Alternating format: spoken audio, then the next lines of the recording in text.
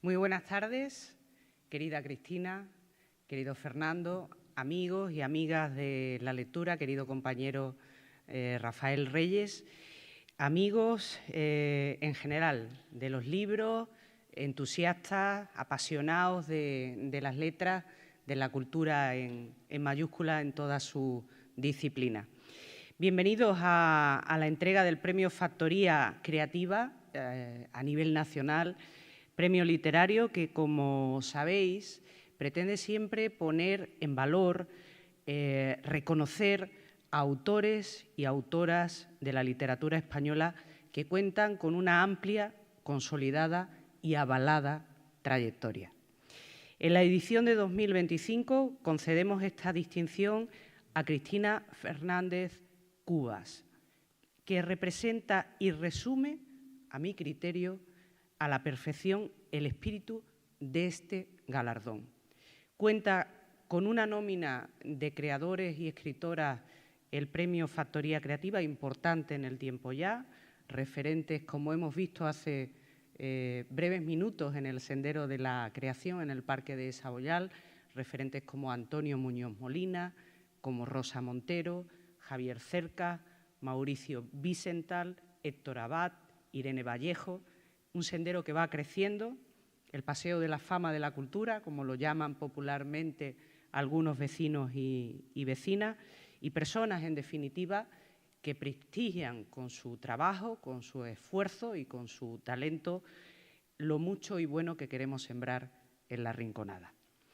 En la cultura, así como en otros ámbitos, somos proclives a veces a no reconocer la valía de quienes se entregan a ella y la mantienen viva, porque los creadores son el aliento de la cultura y sin su trabajo, sin su entrega y sin su vocación, la cultura pasaría a ser un elemento inerte, hueco, sin vida. En La Rinconada, en la Estación de las Letras, tenemos claro que la cultura, sus creadores, sus transmisores, necesitan apoyo, estímulo y reconocimiento. Algo que tratamos de hacer en cada nueva edición de este ciclo y que intentamos hacer realmente a tiempo completo, convirtiendo cada rincón de esta rinconada en un espacio creativo para disfrute de sus vecinos y vecinas. Por eso, cuando aún no hemos acabado esta edición de Estación de las Letras, ya estamos incluso pensando, diseñando, maquinando, ya que esto va de trenes y de estación, nuevos programas y también nuevas ilusiones. Sean artes escénicas, plásticas, expresiones musicales o audiovisuales y, por supuesto, de la literatura.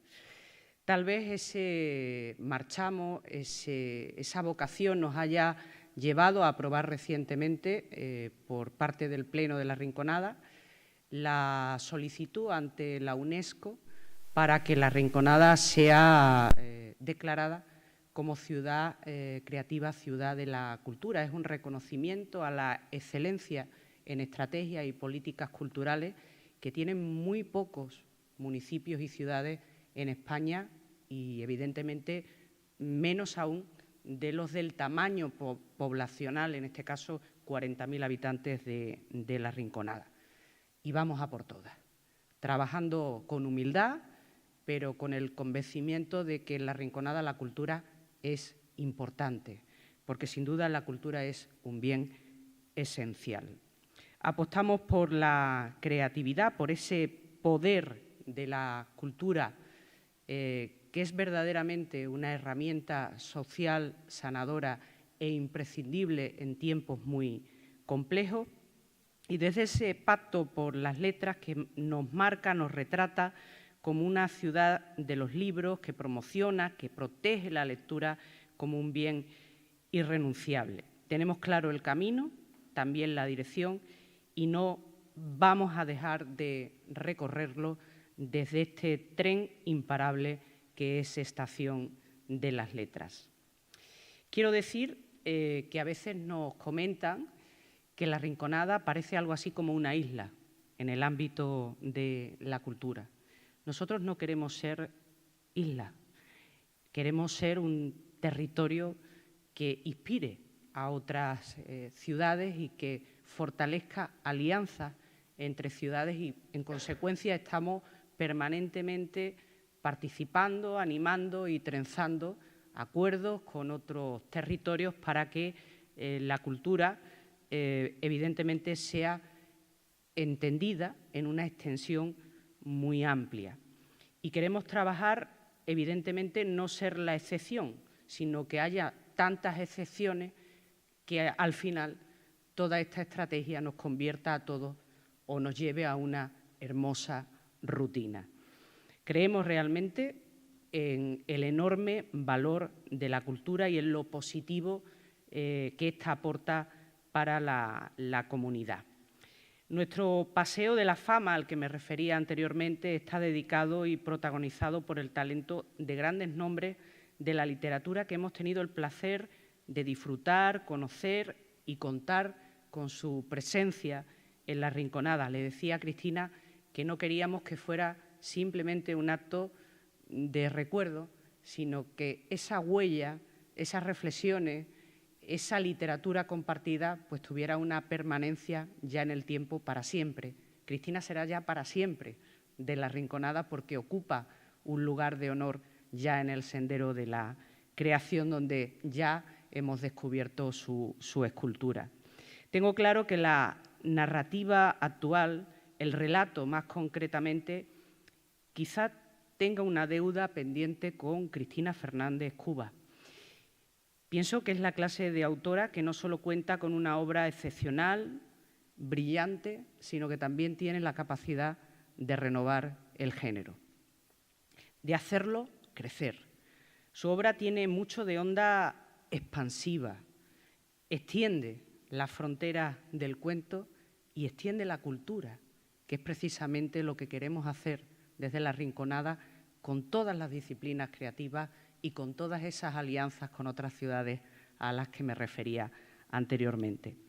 Con frecuencia, Cristina recurre a lo fantástico para recorrer y describir la realidad, la siempre complicada construcción personal, la forja de la identidad, la incapacidad para mostrarnos o los laberintos de la comunicación están presentes en su obra. En lo sinuoso, a ratos en lo irracional, nos habla de todo ello desde la precisión del lenguaje, la profundidad del pensamiento y la certeza mágica de esa bendita rutina. Cristina se adentra en lo fantástico, según sus propias palabras, para penetrar en otras realidades que conviven con nosotros. Hablamos de esos otros yos, que están dentro de nosotros y nosotras y que nos transforman en seres desconocidos, a ratos sonámbulos, a ratos luminosos, como poliedros estados en una misma esencia, en ese profundo interior al que raramente accedemos. Hay quien ha considerado erróneamente o desde la ignorancia lo fantástico como un género menor. Quien lanza estos argumentos no ha leído a Cristina Fernández Cubas o no la ha entendido. La autora que hoy reconocemos se vale de la extrañeza, de lo que nos es tan diferente aparentemente, para iluminar nuestros rincones más oscuros. Son muy amplios y diversos los temas que aborda en su obra: la memoria, la infancia, la derrota de la comunicación, la soledad, la distancia que no se mide con metros. En su relato se asoma y nos muestra la vida, nuestras vidas en su totalidad. Una autora que con frecuencia juega y recurre a la indefinición y la ambigüedad para recrear una atmósfera que es seña de identidad que nadie puede compartir porque es su indescifrable habitación propia. Una narrativa difusa premeditadamente, incluso para recuperar el pasado a través de la memoria de sus personajes. Un pasado que es siempre un laberinto de espejos con multitud de imágenes y puertas de salida, pero que no todas son reales. Leer a Cristina te transmite la sensación de estar ante una alquimista de las palabras, una definición que podemos encontrar en su fabuloso relato Los altillos de Brumal.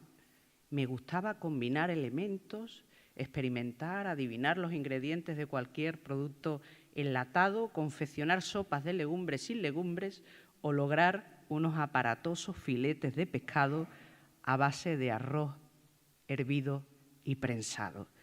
Nuestra autora cuenta con esa capacidad, la de ofrecerte imágenes que acaban siendo otra cosa, muy distinta a la que contemplamos por primera vez. No es la realidad, es la realidad que nos muestra y que habita en su literatura. Puede que en otro de sus relatos, el titulado Hemisferio Sur, encontremos otra definición de la Cristina narradora. Podemos leer a menudo, cuando escribo, me embarga una sensación difícil de definir. Tecleo a una velocidad asombrosa, me olvido de comer y de dormir, el mundo desaparece de mi vista y solo quedamos yo, el papel, el sonido de la máquina y ella. ¿Entiendes? Es un rico y fecundo caudal, nuestra autora, con el que alimentar y regar la narrativa de hoy. Autora de reciclaje, de mutación, de innegable talento y preciso detalle, equilibrista, alquimista. Las palabras cobran vida y también otros significados en su narrativa. Como no podía ser de otra manera, la obra de Cristina Fernández Cuba ha sido reconocida con algunos de los galardones y distinciones más importantes de las letras en España, desde que publicara Mi hermana Elba en 1980, Premio Ciudad de Barcelona, Premio Nacional de la Crítica, Nacional de Narrativa, Premio Nacional de las Letras en el año 2023. No solo se ha dedicado al relato, donde ha ofrecido títulos tan destacados como El ángulo del horror, Parientes pobres del diablo o La habitación de Nona. También cuenta en su haber con 3 espléndidas novelas, El año de gracia, El columpio y La puerta entreabierta, así como con una obra de teatro, Hermanas de sangre, y un libro de memorias narradas, Cosas que ya no existen, publicada originalmente en 2001 y reeditada en 2011. Es una autora propietaria de una voz única, irrepetible, brillante y arquitectónicamente hablando, poderosa. Hoy tenemos el placer de contar con su presencia en La Rinconada. Además, una presencia agradecida, disfrutada, sonreída por nuestros libreros y libreras, por mucha gente que ha podido saludar en el Parque de Saboyal, y por muchas razones es un honor entregarle con todo el merecimiento que le debemos el Premio Factoría Creativa de las Letras a Cristina Fernández Cubas y hacerlo aquí, en el Teatro de la Villa, que es desde hoy también su casa. Muchas gracias por acompañarnos, Cristina, y por favor acompáñame junto con Fernando para recibir el Premio Factoría Creativa 2025. Muchísimas gracias.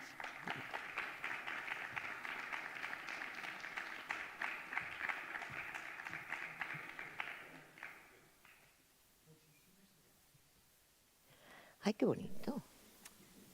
¿Te apetece compartir unas palabras? Sí. Sí, espera. Hola, buenas tardes. Bueno, voy a ser muy breve. Unas palabras de agradecimiento a todo. La verdad es que ahora con Raquel, con Iwasaki, cuando he descubierto, digamos, la estatua que me correspondía, como te has dado cuenta, Raquel, lo he hecho muy despacio, despacísimo, porque quería que el momento durase mucho. Y la verdad que me ha parecido algo muy bonito y me parece que me voy a enviciar. Y ahora quiero estar descubriendo placas y esculturas continuamente. Va a ser un problema esto, me parece. Pues ya nada más, me voy a sentar y Fernando Iwasaki, al que admiro como escritor muchísimo, no hemos preparado nada, que me parece mucho mejor. Yo confío plenamente en Iwasaki. Espero no arrepentirme, porque hemos comido y hemos hablado del Perú. Él es del Perú y yo no, pero yo pasé un año de mi vida en el Perú y que fueron como 10 años. A veces el tiempo tiene esas cosas que a veces se encoge y a veces se extiende. Y bueno, pasé 2 años en América Latina, pero uno enterito en Perú. Y para mí fue el año, creo que más importante de mi vida, así de claro. Y bueno, pues hemos hablado del Perú, pero ahora no vamos a hablar del Perú, porque hemos hablado de amigos conocidos y todo eso. Hemos hablado de todo menos de literatura, me parece. A ver qué saldrá. Bueno, muchas gracias. A ver, ¿te pongo allí? Vale. Tú quieres. Aquí mejor. Sí, sí. Sí, estos vasos son nuestros. Estos son nuestros. Vale. Muy bien. Fíjate que yo siempre me siento ahí porque ese pues... no es en mi lado de la cama, pero bueno, es Oh. una cosa que... Bueno, muy buenas tardes. Yo quisiera comenzar, como siempre, dando las gracias al Ayuntamiento de La Rinconada, Raquel querida, Rafael, toda la corporación, ustedes que son verdaderamente quienes están constantemente presentes en todos los actos que se convocan para hablar de libros, para hablar de literatura, y a Cristina, que viene desde Barcelona para acompañarnos. Es una escritora. Me gustaría comenzar retomando la presentación extraordinaria que ha hecho Raquel. Cristina es una escritora que leo pues, prácticamente desde los años 90. Casi todos los escritores hispanoamericanos, cuando empezamos a escribir, lo hacemos publicando libros de relatos, libros de cuentos. A diferencia de Europa en general y de España en particular, los escritores de Argentina, de Chile, de México, del Perú, podemos sentirnos escritores solo con libros de cuentos. Y entonces, autores como Borges, como Cortázar, como Julio Ramón Ribeiro, como Augusto Monterroso, son escritores de una jerarquía extraordinaria y que fundamentalmente lo son por haber escrito libros de cuentos. Por lo tanto, es una tradición que siempre pensamos, los hispanoamericanos, que es una tradición de nuestro continente, con las honrosísimas excepciones de autores que en España pues, también se han caracterizado por ser enormes autores de narrativa breve, como es el caso de Cristina. Pero es que además en el caso de Cristina hay otro elemento más, y es que Cristina prácticamente desde sus primeros libros ha apostado por lo que Raquel muy bien ha señalado, que es lo fantástico en la narrativa, lo fantástico en la literatura. Sobre eso probablemente y otros temas vamos a conversar. Ustedes saben que por lo general yo preparo 4 preguntas y esas 4 preguntas nos dan pie para hablar todo el rato en realidad, pero como hemos estado caminando por el parque de Saboyal, hemos estado conversando con los libreros y he estado escuchando las cosas que Cristina preguntaba, y me consta que entre ustedes no solamente hay lectoras del Club de Lectura de La Rinconada, sino además hay, Cristina, una jovencísima lectora, que además quiere ser escritora. Yo no he podido dejar de fijarme cuando tú hablabas con una de las libreras y le recordabas lo que eran las cartillas de racionamiento en tu infancia. Cuando hablabas del chocolate o cuando hablabas de esos productos que me imagino que a la niña que eras tú entonces le llenaban de ilusión. Me gustaría que nos remontemos a esa niña y también nos hables de tus lecturas. Esos libros que desde niña te convirtieron en la lectora fundamental que hay que ser para luego escribir, porque siempre los escritores hablamos de los grandes nombres, pero nunca hablamos de los que nos hechizaron cuando éramos niños. O sea, resumiendo, ¿qué leía de pequeña? Efectivamente. Bien. No, pero tengo que decir, siempre lo digo y me repito, pero bueno, como es la primera vez que estoy aquí, para ustedes es nuevo quizás, que yo, además de influencias librescas, para mí influyó mucho la narración oral. Luego te hablaré pero esto tengo que decirlo a la fuerza. Yo tuve la suerte, yo vivía en un pueblo, Arenys de Mar, que como su nombre indica, está frente al mar, y en una casa pues grande, como todas las de pueblo, y trabajaban en casa una niñera para las 3 pequeñas.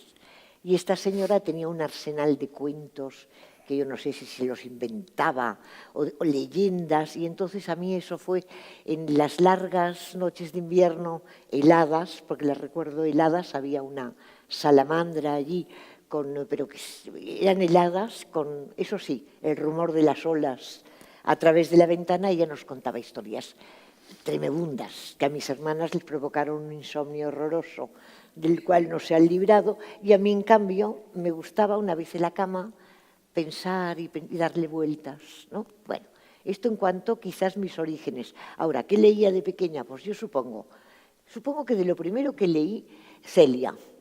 Celia en el colegio, que me gustaba muchísimo, porque era una niña mala en el colegio, bueno, mala, pobrecita, pero sí, era traviesa, y eso me gustaba. Celia, Luisa May Alcott, of course, Mujercitas, todas quisimos ser yo, de pequeñas, todas absolutamente, y luego además era un mundo de hermanas. En casa éramos 5 hermanos, pero los mayores eran muy mayores. Las pequeñas éramos 3 también y nos veíamos reflejadas. Y lo combinaba con Salgari, por ejemplo, que me gustaba muchísimo, con novelas de aventuras, y luego con los libros que encontraba en el camarote de mi hermano. Mi hermano mayor, Pedro, no tenía una habitación normal. Tenía un camarote. Tenía un camarote. Como vivíamos frente al mar, le habían hecho en vez de ventana un ojo de buey y se veía el mar. Y entonces él no estudiaba en el pueblo porque estudiaba fuera, en otros colegios de chicos. Nosotros estudiábamos en el pueblo. Y cuando una estaba enferma, teníamos acceso al camarote, como él no estaba, y era maravilloso. Porque, por ejemplo, La Isla del Tesoro, yo la leí en el camarote y oía las olas. Pero ahí ya tendrías más de 10 años. Stevenson con más de 10 años. Más de 10 años, sí. He ido muy rápida aquí. No era una niña prodigio, era una niña normal. O sea, en los primeros años, hombre, y también la Totó cuando contaba historias, pues pongamos hasta los 7, luego ya no. Te iba a decir si era la Totó porque yo voy conversando con Cristina y me voy quedando con cositas. Me habló de su deseo de visitar la tumba de Totó y de pronto me quedé y ahora he conectado. Sí. Es efectivamente esta señora que te contaba las historias de terror. Sí. Yo también tuve una llamada Josefina y siempre nos contaban a los niños historias de terror, ¿no? Supuestamente para que nos quedáramos tranquilos, ¿no? Para que durmiéramos. Claro, los fantasmas que volaban. Y también te rodeaban tías mayores que estaban y que también contarían historias.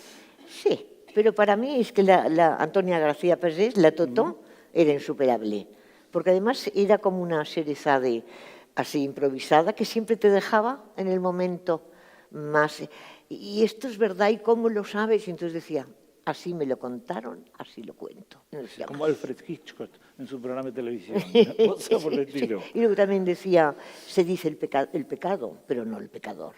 Porque según ella pretendía, muchas de las cosas que nos contaba habían sucedido realmente. Y esto, claro, y fíjate que me has hablado de Luisa May Alcott, que era más bien anglosajona.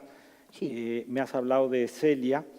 Y literatura francesa, por ejemplo, la Condesa de Ségur, las travesuras de Sofía. La Condesa de Ségur era absolutamente malévola, esta señora. Claro. Las niñas modelo, todo eso, pero eran horribles. Ese papel grande. Era horroroso. Me gustaría leerla ahora. Pues yo tengo las travesuras de Sofía en mi casa. Fíjate, el ejemplar que era de mi madre. Porque mi madre leía y yo me quedaba como cachivachero con todos sus libros. Una niña que era terrible, Sofía. Martirizaba a su primo Pablo. Sí. En cambio, las niñas modelo eran muy buenas, ¿no? Estas eran insoportables. Ahora no me acuerdo, pero era muy sádica la Condesa de Ségur. Yo no entiendo. A mí no me gustaban estos libros. Ahora me gustaría leerlos. Me acuerdo de los dibujos. Eran niñas antiguas. ¿Y en qué momento, digamos, te acercaste, por ejemplo, a Jane Austen o te acercaste? Porque estamos aquí dando nombres para que también se acerquen a estos libros, ¿no? De mayor, así, de mayor. Ya de mayor. Sí. Las hermanas Bronte también. Sí, pues, estas me encantaban. Bueno, esta Jane Eyre, por ejemplo, yo creo que en película, además, lo leí lo primero, pero en película creo que se han hecho 10.000 versiones. Cumbres borrascosas. Y Cumbres borrascosas, y yo me parece que las he visto todas. Quiero decir que es aquello que quiero más y más y más. Pues fíjate, muy importante para mí hacerte esta pregunta y que tú nos hayas hablado de los cuentos de terror que les contaba la Totó, porque en realidad allí probablemente estuvo la semilla de lo fantástico. Y me gustaría preguntarte por esa idea de lo fantástico y voy a conectarla con algo Les ha dicho Cristina que ha vivido en el Perú, en Lima, y de lo rico que fue para ella esa experiencia, pero también ha vivido en Buenos Aires, también ha vivido en El Cairo, también ha vivido en París, también ha vivido en Berlín, ¿no? Y habitualmente en Barcelona.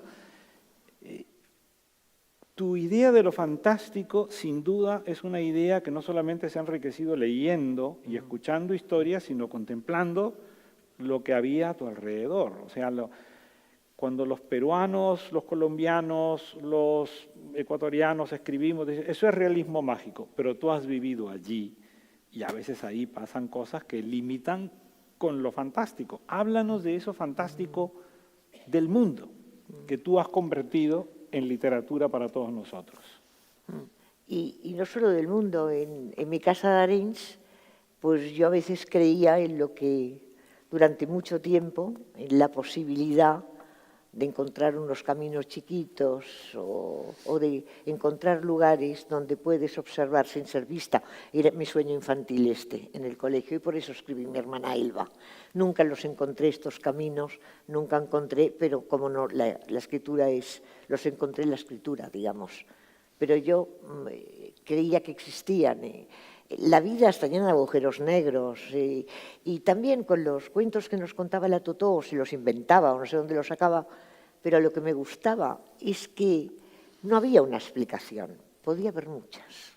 Y eso siempre me ha gustado, la posibilidad de que unos hechos tengan la explicación que se te da o que se te insinúa, pero que puedan tener otras, que no sea una única explicación.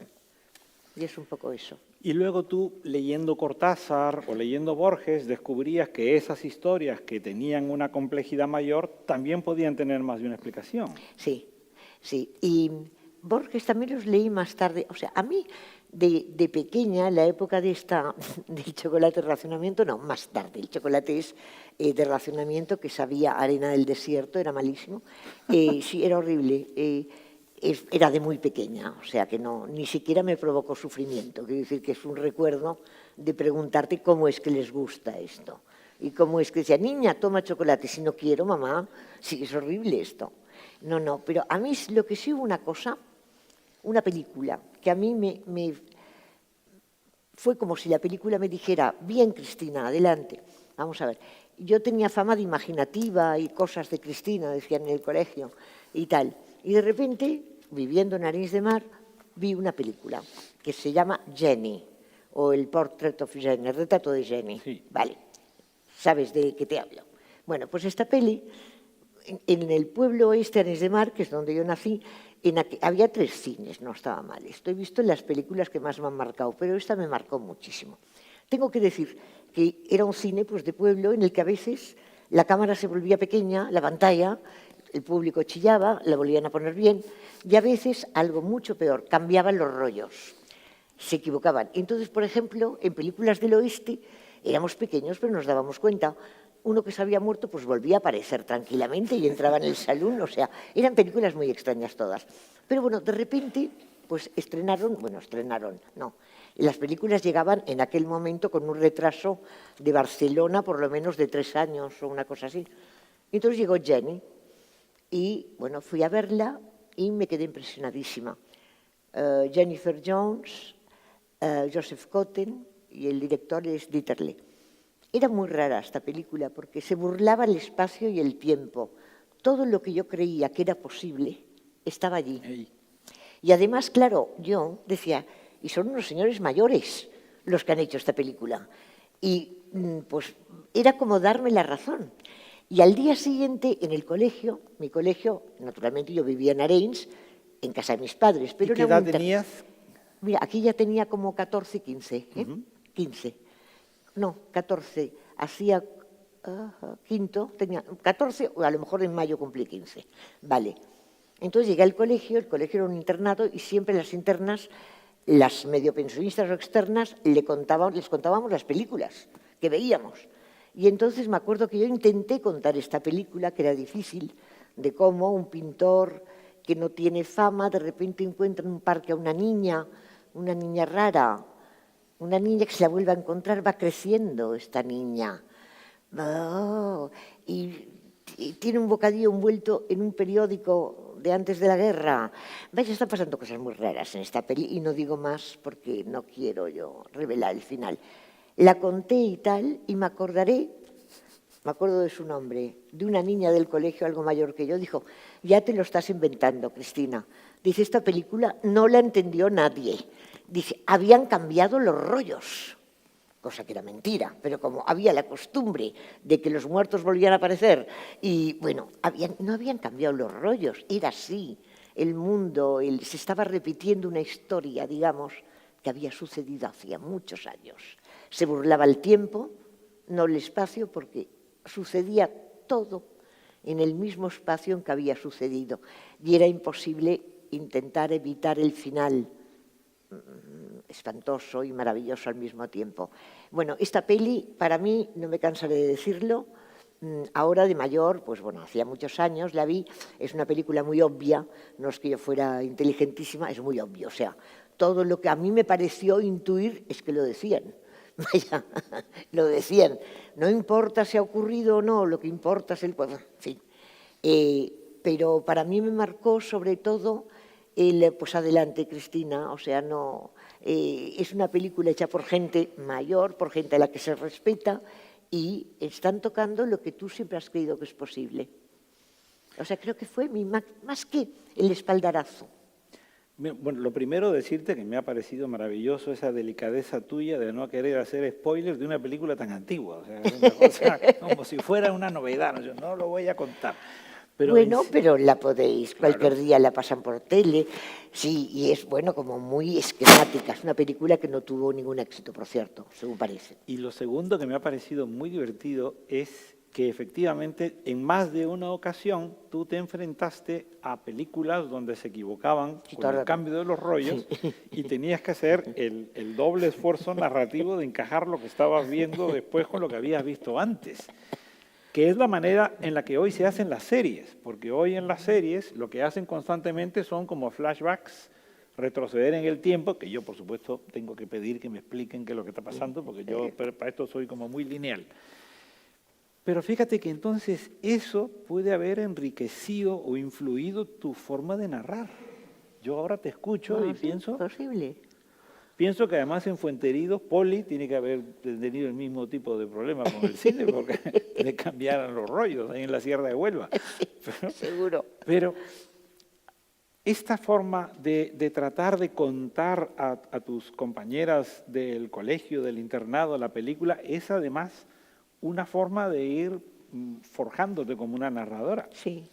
Y entonces cuando tú viajas, cuando tú estás en Lima, cuando estás en Cairo, cuando estás en Buenos Aires o en Berlín, ya venías entrenada por esta forma de contemplar como a una cierta distancia, pasando inadvertida la realidad.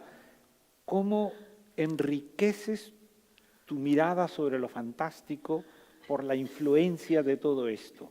Lo fantástico alemán, lo fantástico egipcio, lo fantástico peruano, es una cosa que a mí me da mucha curiosidad. Pues mira, es que la verdad, todo esto te viene luego, después de haber vivido en los países. Yo cuando vivo en un país no se me ocurre escribir sobre el país. Es más, yo estudié Derecho, pero periodismo también. Y cuando me fui a Egipto, estuve como 9, 10 meses. Yo quería escribir grandes reportajes, pero lo que pasa que lo que te parece sorprendente en los primeros días, luego se convierte tan habitual que ya no veía, y solo he escrito sobre Egipto y mi vida en Egipto, con algunas anécdotas curiosas en una escuela, en una madrasa Lurman, en un libro que está por aquí, en Cosas que ya no existen, que habían pasado años. Esto es un libro de recuerdos o de memorias, y ahí sí que pude, porque de repente, cuando yo de Egipto, llegas allí, y te parece todo muy extraño, al mes ya no te parece tan extraño, a los 4 meses te encuentras tú haciendo cosas que antes te hubiesen parecido extrañísimas, con lo cual yo creo que son inversiones a largo tiempo, a largo plazo. Y esa sensación de perplejidad, de enfrentarte a algo que te parecía muy extraño en un país como el Perú, por ejemplo, sí, que me parece más extraño que la Argentina, probablemente. Totalmente, sí.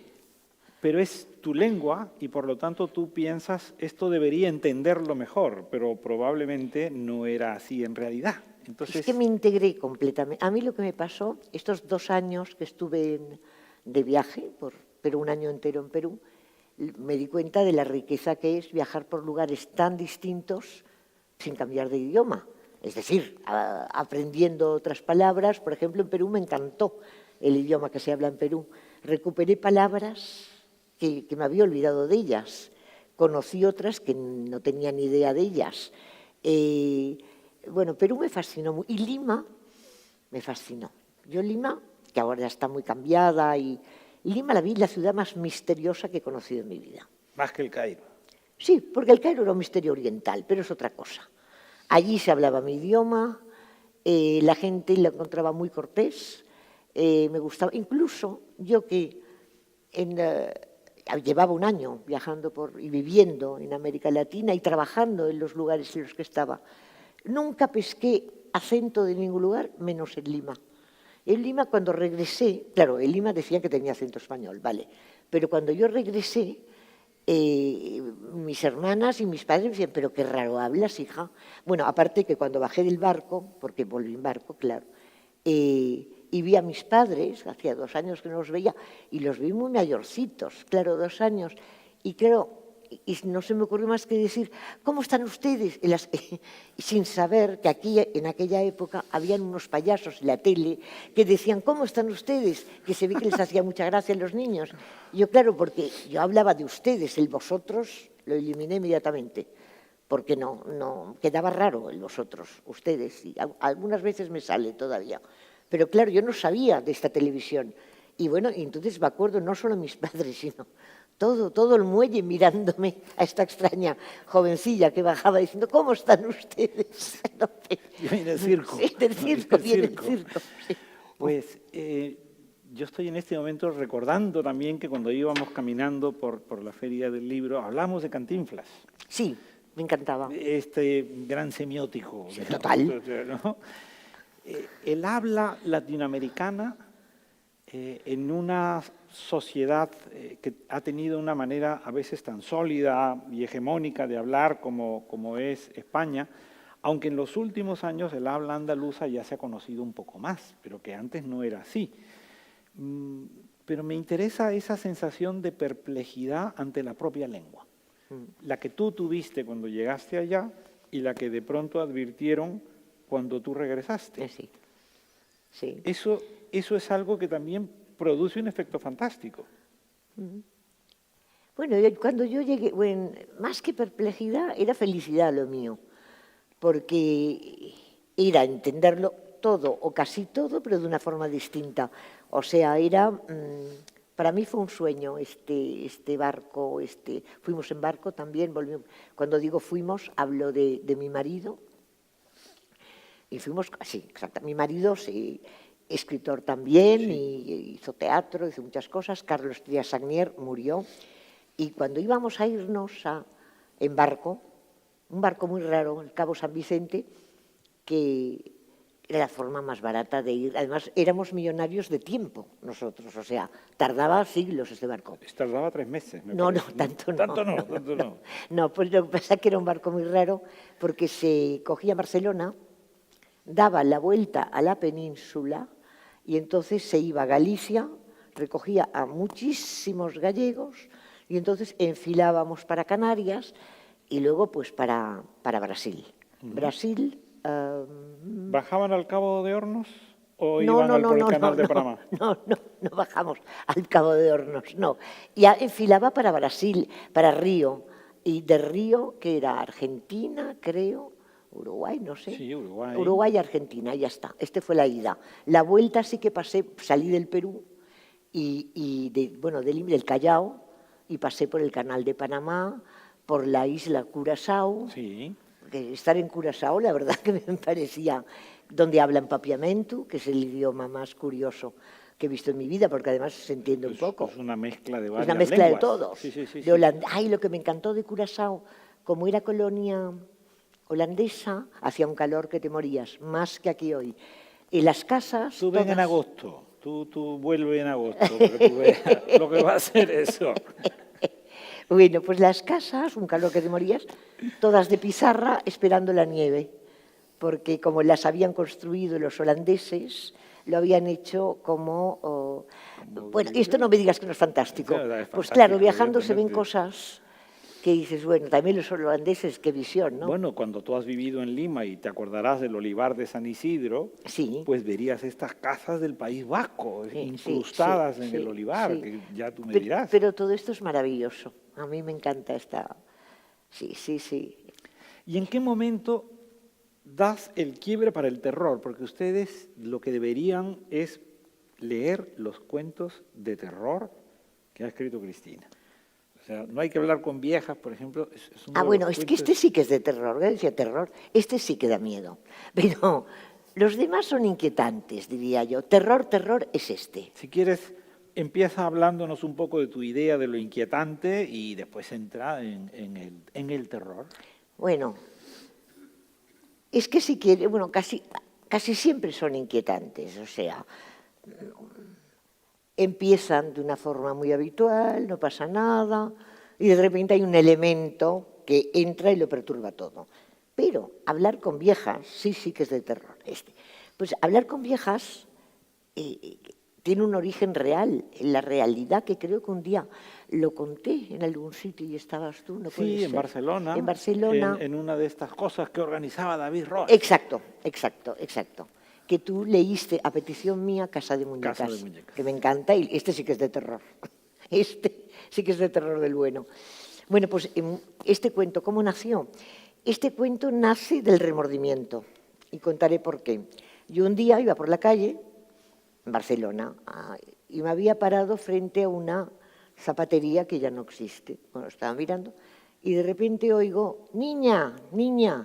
Hombre, yo hace años de esto, pero no era niña, me giré, me volví y vi una viejecita encantadora con un traje de flores, muy mona.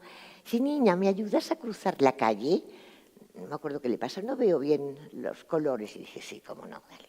Y la acompañé, crucé la calle y sí, me vivo aquí. Era súper simpática la señora, muy risueña. Sí, vivo aquí, en el Quinto.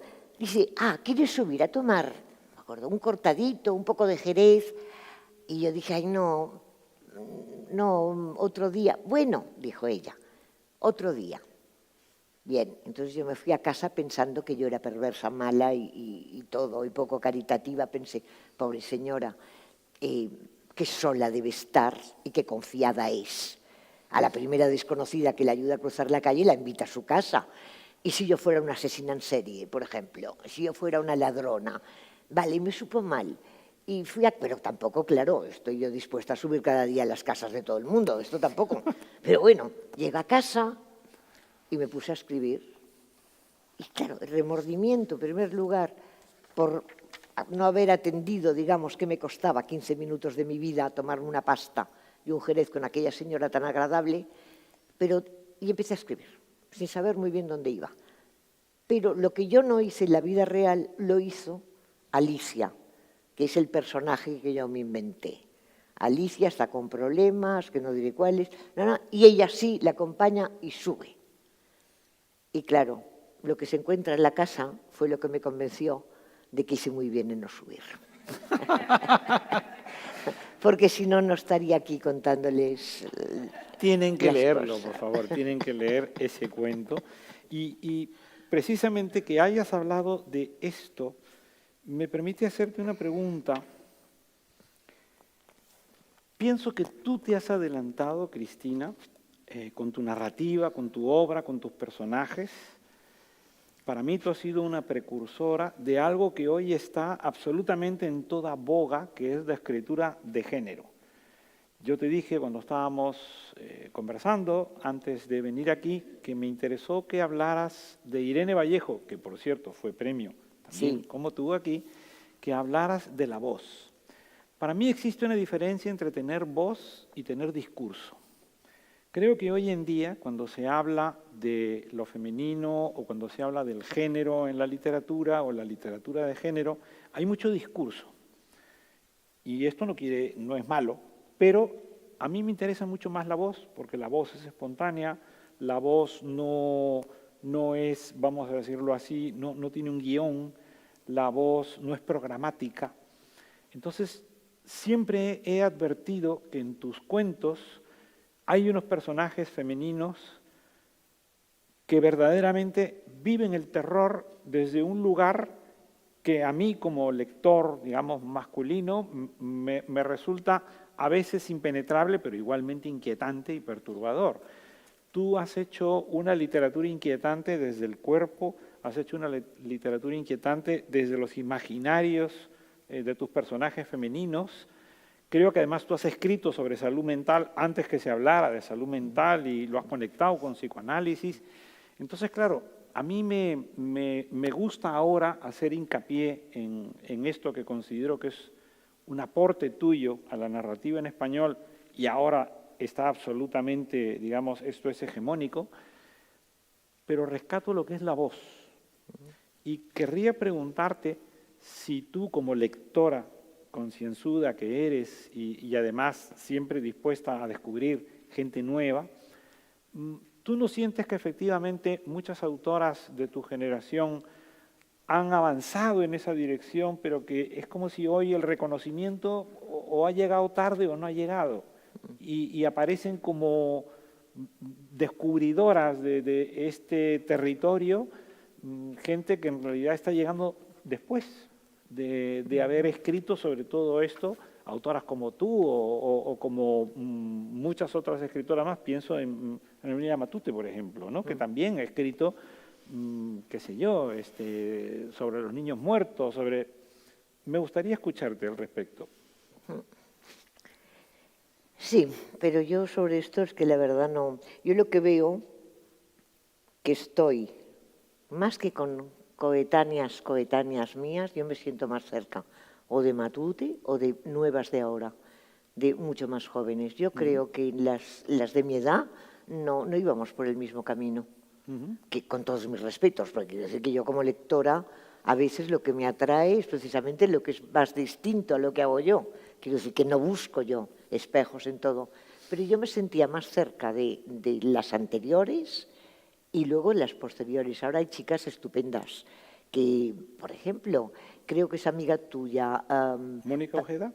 No, me estaba pensando en Patricia Esteban Erles. Sí, Patro. Que tiene una novela que encuentro maravillosa. Las damas negras, no, las monjas, las madres negras. Las madres negras. Que es un internado que sí que da pavor el internado que, bueno, que es como una especie de antología de todos los relatos del terror que en el mundo han sido. Me parece muy, muy buena y con una imaginación constante, por ejemplo, y hay muchas ahora. En cambio, las de mi edad no tocaban para nada esto, que no eran inquietantes, considero yo. O si tienes algún nombre, porque yo ahora estoy pensando... Bueno, y eran libros muy buenos. Yo he mencionado Matute, que evidentemente Matute es anterior. Y sí, estoy pensando también en esta escritora catalana, la del diamante. La Rodoreda, sí, exacto, por ahí sí. Mercè Rodoreda. Mercè Rodoreda, sí. Que además escribía microrrelatos que hoy en día se pueden leer con una modernidad muy grande. Pero me estás hablando de señoras bastante mayores que yo. Sí. Yo, de mis coetáneas... No, o sea, a las cuales admiro, evidentemente, y no estoy buscando yo que tengamos mundo. Al revés, me encanta que haya diversidad de mundos, pero yo creo que no tocaban esto mío, no. Y cuando tú lees ahora pues, a Mónica Ojeda, a Patro, Esteban Erles o a Marta Sanz, sí. ¿Tú encuentras exactamente con respecto a tu generación, a tus contemporáneas? ¿Sí encuentro? ¿Qué encuentras? Porque a mí me interesa la diferencia entre la voz y el discurso. Ah, vale. Bueno. ¿No? Porque Marta Sanz no solamente tiene unos libros, unas novelas estupendas, sino que tiene su libro de ensayos Centauras. Entonces, claro, yo tengo su ensayo y tengo su propuesta narrativa y me doy cuenta de que parte de un discurso, ¿no? Sí, hay muchos autores que parten de un discurso. Yo quizás me inclino más por discurso o no discurso, por encontrar una voz propia. Pero esto es más difícil, no todo el mundo tiene voz propia, aunque puede terminar encontrándola. Hay casos de escritores que han empezado pues dando tumbos y llega un día que dicen, ¿para qué? Si tienes una voz, es que es eso, hay que escucharse a sí mismo, no hay que imitar a nadie. Y luego, me parece que tú te has interesado mucho por la salud mental. Empleo el término salud mental porque es el término que hoy está en circulación. Cuando tú escribías, ese sintagma en concreto no estaba circulando, pero leyéndote uno se da cuenta de que efectivamente todos los problemas, todas las patologías, todos los miedos están presentes en tus personajes. Entonces, ¿cómo es que tú adviertes la existencia de esa dimensión y la incorporas en tus propuestas narrativas? Pues la verdad no sé cómo se produjo, porque para mí es habitual, es ver niños diferentes, no sé cómo se produjo, no fue un acto voluntario, pero lo que sí sé, dándote la razón a ti, que bueno, cuando yo llevaba un par de libros, no más, existía en Barcelona, entre los psiquiatras y psicoanalistas de Barcelona, una revista que se llamaba Freudiana, y yo fui una de las entrevistadas, que normalmente eran gente de la profesión, psiquiatras y tal. Argentinos. Sí, todos de Argentina. Pues entonces me dedicaron una entrevista larguísima porque habían apreciado, digamos, en mis cuentos, pues conductas y comportamientos que entraban en el ámbito de su profesión. Vaya. Fíjate que ahora que has dicho niñas extrañas, he empezado a recordar cuentos tuyos, tramas tuyas, personajes donde conviven niñas con mujeres mayores. Sí. Y entonces, cuando se producen los encuentros entre ellas, te das cuenta que ahí está efectivamente un territorio donde ocurre un conflicto, que es esa situación. Me parece una situación muy difícil de reproducir en esta época, en todos estos narradores jóvenes de los que estamos hablando, porque para empezar ya no se produce esa coincidencia. Es muy posible. Es más, yo creo que va a haber una generación de niños sin abuelos muy pronto. Sí. Es algo muy y sobre penoso todo, decir, y sin nadie que les cuente historias antes de irse a dormir. Sí. Eso sí. Y entonces, esta situación que es como una especie de estrés generacional, por decirlo así, las niñas de pronto asumiendo las angustias de las mujeres mayores de la familia y las mujeres mayores de la familia proyectando en las niñas los terrores que ellas experimentaban. O sea, a mí es que eso me parece fantástico, cómo tú has sido capaz de ir creando esas tramas.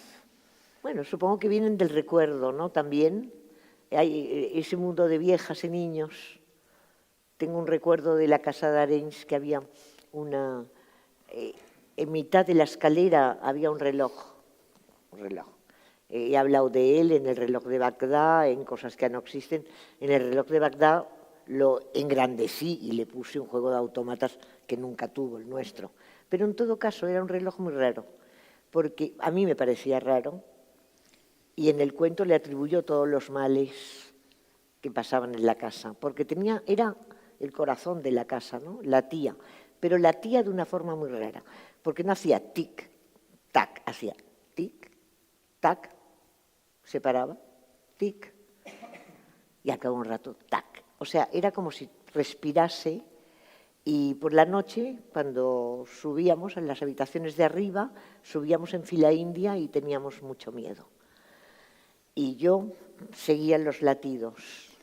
Ese corazón delator de Edgar Allan Poe. Pero que no lo había leído todavía, yo porque era una niña. Era una niña. Como también es eso, que el otro día me preguntaron que por qué tantos espejos o tal. Y entonces yo, que era una niña que no había leído Alicia, porque ahí sí que era pequeña, ni a Borges, por supuesto, no era una niña prodigio yo, que tendría 5 años, algo así. En la casa de Arenys había un sofá, yo me tenía que subir al sofá para ver el espejo.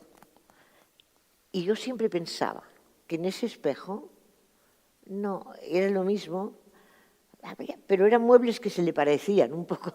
Pero a lo mejor si entraba alguien, yo quería pillar en falta el espejo, o sea, que tardase un rato más de lo razonable, pero no.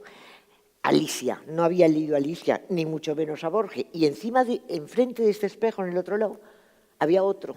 Y entonces es lo que dice Borges, más o menos, pongamos un espejo al lado, enfrente de otro y tendremos un laberinto. Claro. Y entonces yo me veía, claro, multiplicada por, como el anís del mono, multiplicada por... Pero era como yo... El anís del mono. ¿Era yo o eran unas niñas que se me parecían? Bueno, como un dibujo de Escher, como un grabado exactamente, de Escher, ¿no? Hombre, Escher, bueno... Pero sí. Fíjate, has dicho algo que a mí me da pie, porque yo escucho a Cristina y como compartimos lecturas, pues me vengo arriba. Has vuelto a la casa de Arenys de Mar en más de una ocasión, como Shirley Jackson escribe, todavía seguimos dentro del castillo. Estoy allí, en mente, porque esta casa ya no tengo acceso, ni tengo nada, para mí fue una pérdida tremenda. Ya no es de la familia, digamos. No. Pero existe. Existe. Pero es irritante su existencia, porque, bueno, yo no tengo ningún derecho sobre esa casa, pero era una casa normal, con un jardincito pequeño, pero las persianas de librillo estaban pintadas de azul o de verde, que es el color que los pueblos marinos utilizan porque, pues no sé, que se estropean menos. Mejor, y se estropean menos. Y el hombre que vive allí ahora lo ha pintado todo de un color como de caca de niño pequeño. Oye, pero de verdad, horroroso, que no se puede, no. Y además el jardincito, que era pequeño, y bueno, un banco y tal pequeño, ha puesto como esas cosas de un carro medio caído con flores por allí. Ay, no sé, me indigné. Y yo soñaba mucho con esta casa desde que escribí, creo que es en el segundo capítulo de Cosas que no existen, que yo volví a la casa y tal, como que se apaciguó la cosa, porque yo volvía y decía, qué bien, y me dejaban pasar en mi sueño. ¿Puedo pasar? Me decían, sí, siempre era el mismo sueño. Y bueno, pues mira, lo tienen bastante bien. Pero entonces había una pieza que para mí era mágica, que era el Santa Santorum de mi padre, que era un salón, biblioteca, y la habían cambiado. Y entonces me despertaba furiosa. Esto siempre. Desde que lo escribí, pues ya lo he conjurado. Ya está. Sí, no, ya está. Y luego además, la última vez que estuve en el pueblo, me fui a la playa, había una playita delante de la casa, del paseo, y miré hacia el terrao, y claro, no vi el ojo de buey de mi hermano, que se podía ver porque había puesto una cosa de uralita y no sé qué más, y entonces esto ya dije, ya no, aunque la pudiese recuperar, no la recuperaría porque está con malos rollos esto. Y ya está. Pero la casa, sí, está aquí. Pues a mí me gustaría recordarles que después de esta conversación, Cristina va a firmar libros, encantadísima, en la entrada del teatro para quienes deseen llevarse un libro suyo, pero ahora me encantaría saber si alguien desea formularle alguna pregunta a Cristina Fernández Cubas. Suponiendo que yo sepa contestarla, porque... O suponiendo que tengan alguna pregunta. A lo mejor lo hemos dicho todo ya. Cristina, primero felicidades. Gracias. Felicidades por el premio, enhorabuena. Muchas gracias. Creo que te lo merece. Y quería hacerte una pregunta. De alguien que no haya leído absolutamente nada tuyo, a ti, ¿por qué libro querría que comenzara? ¿Me mojo yo primero? Mi hermana Elba. Podría ser, o La habitación de Nona, ¿no? Sí, es que son primas hermanas, Elba y Nona. Puedo añadir, Fernando, que me parece una pregunta súper acertada, la de Belli, porque nosotros, Estación de las Letras, es un proyecto que se dirige también a mucha gente joven, que está empezando a descubrir, como hemos hablado anteriormente, pues las letras y especialmente las letras españolas. Yo añadiría también, para esas edades jóvenes, no solo una primera lectura para descubrir la obra, sino también pensando en la gente joven. Que vamos a tener que recomendar más libros, en resumen. Sí, no, pero es que antes tengo un libro yo para niños, ya puestos a hablar de jóvenes, ya vamos a niños, pero que en estos momentos no se encuentra, claro. Que se llama De mayor quiero ser bruja, que a mí me gusta mucho. Es peligroso este título porque las hermanas, que es un microcosmo muy interesante, el de los hermanos, como sabéis, pues son a veces cruelísimas, porque una de mis hermanas, la que se quedó insomne a raíz de las historias de la Totó, dice, oh, qué título, de mayor quiero ser bruja. Y dice, pues ya la has conseguido, me dijo. Es muy peligroso. Hay que mirar con mucho tacto qué títulos se ponen. Pues sí, vamos a ver. No sé por qué. Es que además ahora me haces dudar, porque hace poco, el año pasado, en Barcelona, en estos salones de lectura de bibliotecas, que a veces voy y se aprende bastante. Yo aprendo, yo no sé si los ahí reunidos aprenden algo de mí, pero yo en general aprendo. Y me gustó mucho lo que dijo una señora, que, bueno, esto era en la casa, me parece, sí, en la casa de pensiones. Una señora que se había leído todos los libros, pero se los sabía de memoria. Y entonces en el que son memorias, en cosas que no existen, dijo, porque tú y yo más o menos tendremos la misma edad. Y yo dije, pues no sé, ¿no? Sí, dije, posiblemente. Y dije, esto me gusta mucho, que hablas de cosas que yo he vivido, o sea, que no te haces la joven. Yo no me hago nada. Hablas, por ejemplo, aquí que hablaba de una prenda que se llamaba mañanitas en otros tiempos, que es prenda en desuso, que no se encuentra ya en los diccionarios. Pues esta señora estaba encantada, porque dice, es como si yo, si supiera escribir, escribiría así, me dijo, porque me recuerdas partes de una vida que ya no existen. Y entonces digo, bueno, pues no te haces la joven. Esto me gustó mucho. O sea, no me hago la joven, no lo soy. ¿Qué crees que lo fui? Pero ya no. Entonces, no sé yo, claro.